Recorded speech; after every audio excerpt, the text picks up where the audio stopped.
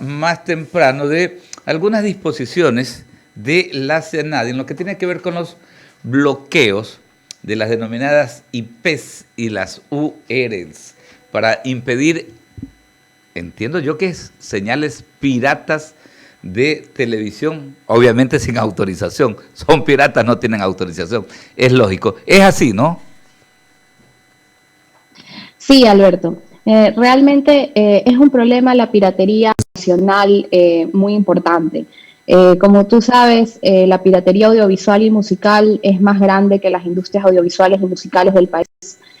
Unos cuantos traficantes se llevan las ganancias que pertenecen a millones de ecuatorianos. Entonces, claro, ¿qué es un pirata? Básicamente alguien que toma algo que no le pertenece.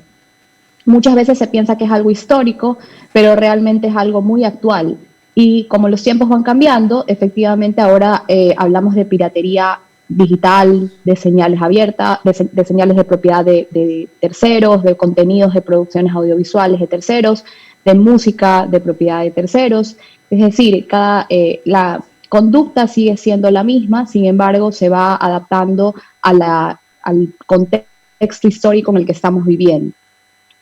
¿Han cuantificado ustedes el nivel de pérdidas en el plano económico, por supuesto, por estas malas prácticas? Estamos hablando de millones de dólares al año.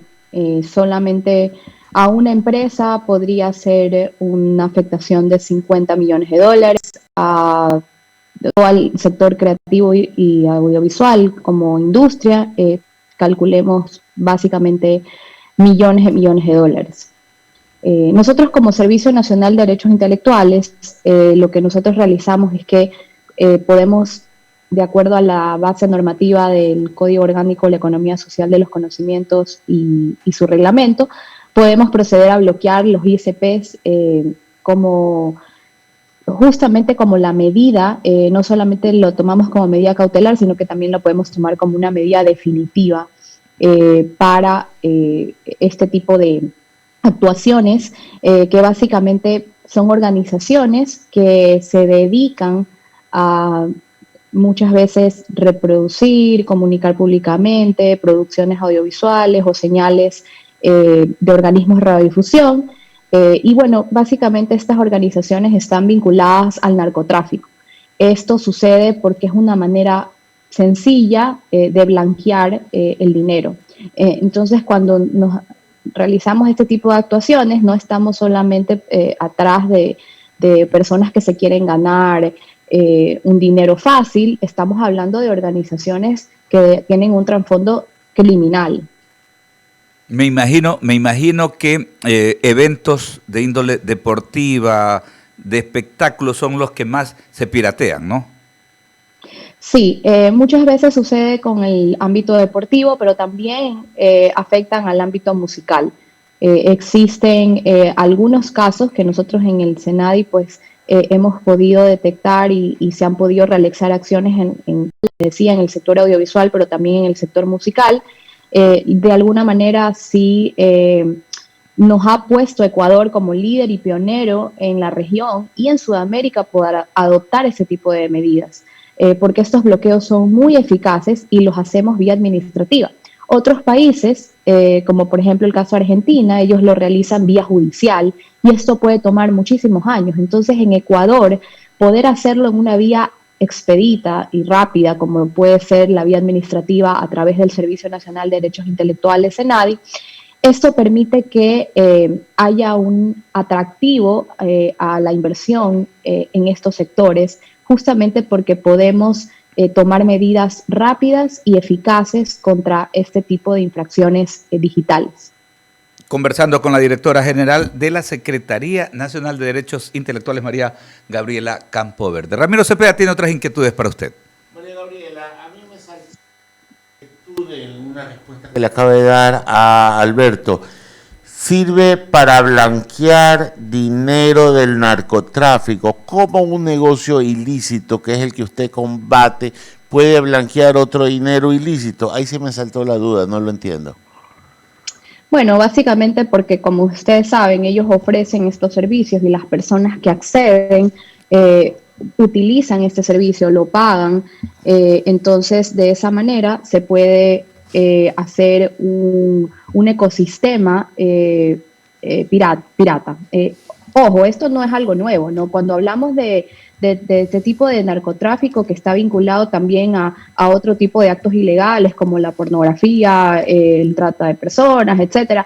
Es decir, es de alguna manera una forma que ellos utilizan porque justamente consideran que lo pueden hacer sin mucha tramitología, sin muchas consecuencias, por decirlo de alguna manera.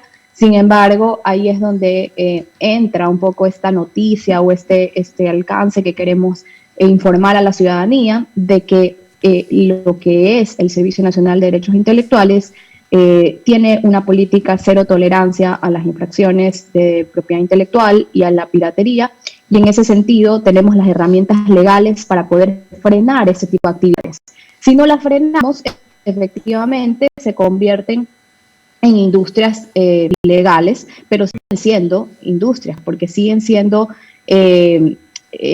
sectores de grupos en que generan dinero, que básicamente hace muchos años también sucedía lo mismo, ¿no?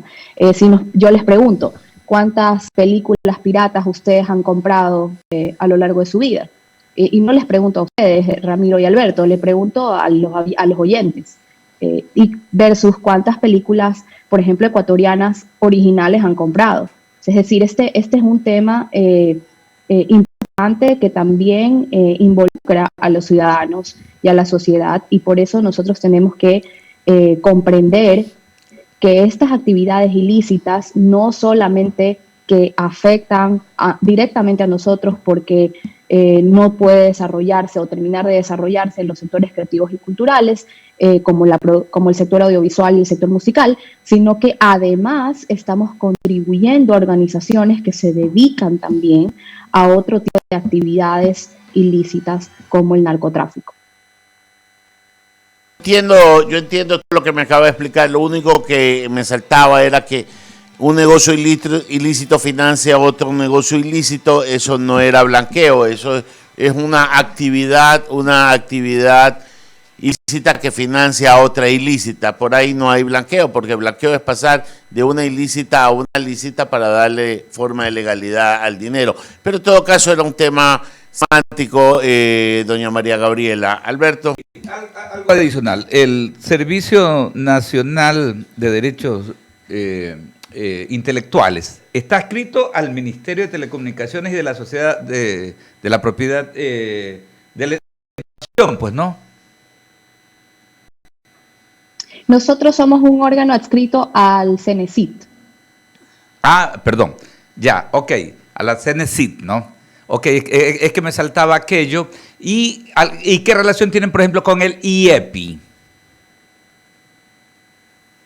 Nosotros antes éramos el IEPI. Anteriormente, éramos un Instituto Ecuatoriano exactamente, éramos el Instituto Ecuatoriano de Propiedad Intelectual, y de acuerdo a la ley de propiedad intelectual que quedó derogada por el Código Orgánico de la Economía Social de los Conocimientos, pasamos a ser justamente un órgano adscrito al CENESID, y por lo tanto cambia nuestro nombre en diciembre del 2016 y nos convertimos en el Servicio Nacional de Derechos Intelectuales, SENADI.